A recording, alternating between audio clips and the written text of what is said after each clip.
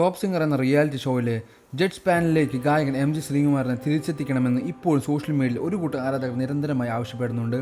എന്നാൽ നിരവധി ചർച്ചകൾക്കും കൂടി ആലോചനകൾക്കും ശേഷമാണ് ചാനലിൻ്റെ ഭാഗത്തു നിന്നും ഇത്തരമൊരു തീരുമാനം ഉണ്ടായിരിക്കുന്നത്. പരിപാടിയുടെ റേറ്റിംഗ് ഉയർന്നുള്ള തരത്തിലുള്ള ജഡ്ജായിരുന്നിട്ടും പുതുമുഖങ്ങളെ പരീക്ഷിക്കുന്നതിനും പുതിയ ആളുകൾക്ക് അവസരം കൊടുക്കുന്നതിൻ്റെയും എല്ലാ ഭാഗമായിട്ടാണ് ഗായകനായ എം ജി ശ്രീകുമാറിനെ മാറ്റിയിരിക്കുന്നത്.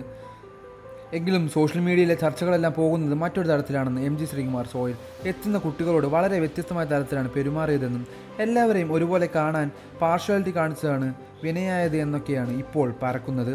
ആത്മാർത്ഥമല്ലാത്ത സീസൺ 5 വിജയികളെ പ്രഖ്യാപിച്ചതുപോലും അത്തരം ഒരു പാർഷ്വാലിറ്റിയുടെ പുറത്താണെന്ന് പറയുന്നവരുമുണ്ട്. മികച്ച നിരവധി കുരുന്നുഗായകരെ പ്രതിഭകളെ സംഗീത ലോകത്തേക്ക് എത്തിക്കുന്ന റിയാലിറ്റി ഷോയാണ് ഫ്ലവേഴ്സ് ചാനൽ സംരക്ഷണം ചെയ്യുന്ന ടോപ്പ് സിംഗർ. 2 ആഴ്ച മുമ്പാണ് ഷോയുടെ 5ാം സീസൺ അവസാനം കുറിച്ചത്. അതിനു പിന്നാലെ 6ാം സീസൺ ആരംഭിക്കുകയും ചെയ്തു. എം ജി ശ്രീകുമാറും മധു ബാലകൃഷ്ണവും റിമി ടോമിയും ബിന്നിയും എല്ലാം ജഡ്ജിമാരായി എത്തിയ ഷോയുടെ പ്രധാന ശ്രദ്ധാകേന്ദ്രം ഇവർ തന്നെയായിരുന്നു.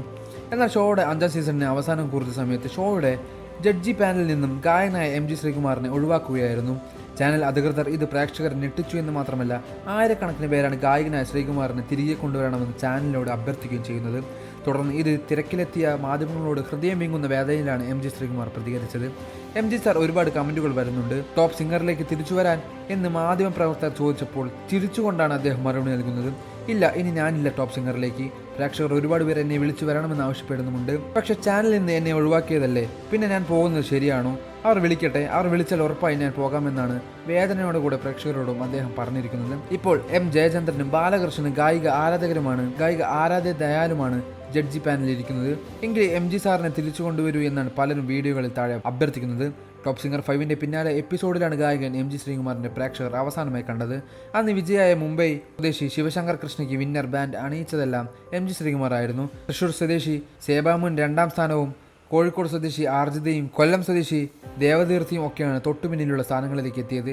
നടൻ ദിലീപായിരുന്നു ഇവർക്കുള്ള സമ്മാനദാനം നിർവഹിച്ചത്. അതേസമയം ഷോയിലെ എം ജി ശ്രീകുമാറിന്റെ പ്രശസ്തമായ ഡയലോഗായിരുന്നു അടിമോനെ പൂക്കുറ്റി എന്നത്. അതേറെ വൈറലാവുകയും ആ 2 വാക്കുകൾക്കിടയിലെ സന്തോഷവും ആവേശവും ഒക്കെ പ്രേക്ഷകരെ സന്തോഷത്തിൽ ആഴ്ത്തുകയും മാത്രമല്ല, മത്സരാർത്ഥികളായ കുട്ടികളോട് അദ്ദേഹത്തിന്റെ സ്നേഹവും വാത്സ്യവും ശ്രദ്ധ നേടുന്നതായിരുന്നു.